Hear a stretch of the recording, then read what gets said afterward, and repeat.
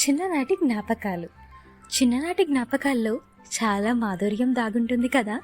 అమ్మ ఎంతో ప్రేమగా పెట్టే గోరుముద్దలు, నాన్న మీద అలకలు, నాన్న ఇచ్చే 10 రూపాయల పాకెట్ మనీ, వాటితో కొనుక్కొని ఎన్నో ఆశా చాక్లెట్లు, బ్యాగ్ నిండా పుస్తకాలు, లంచ్ బ్రేక్లో ఫుడ్ని షేర్ చేసుకునే స్నేహితులు, ఎన్నో కోమలమైన మనసులతో కూడుకున్న చిన్న చిన్ని బంధాలు, తెలిసి తెలియక చేసిన చిలిపి పనులు, అవే పెద్ద అయ్యాక నవ్వుకునే హాస్యాలు, తక్కువ మార్కులు వచ్చాయని స్కూల్లో టీచర్ బెత్తంతో కొట్టే దెబ్బలు, ఆ మార్కుల్ని కవర్ చేసుకోవడానికి నాన్న సంతకాన్ని ఫోర్జరీలో.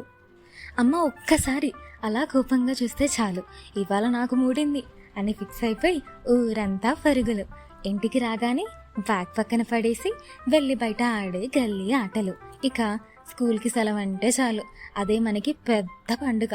జెటెక్స్లో కార్టూన్ బొమ్మలు అలా చూస్తూనే ఉండిపోతాం. అప్పట్లో తెలిసేది కాదు ఆ సమయం యొక్క విలువ మరియు అందులో దాగి ఉన్న ఆనందమైన క్షణాలు. త్వరగా పెద్దయితే బాగుండు, మనకు నచ్చిన పనులు మనం చేసుకోవచ్చు అని చిన్న అవివేకం. కానీ ఇప్పుడు మళ్ళీ పాత రోజులు వస్తే బాగుండు అనే ఊహలు. కాలం ఎంత విచిత్రమో కదా. ప్రస్తుత కాలంలో ఉన్న మాధుర్యాన్ని అస్సలు తెలియనివ్వదు. కాబట్టి మనం బ్రతికి ఉన్న ప్రతి క్షణాన్ని ఆనందంగా అనుభవిద్దాం.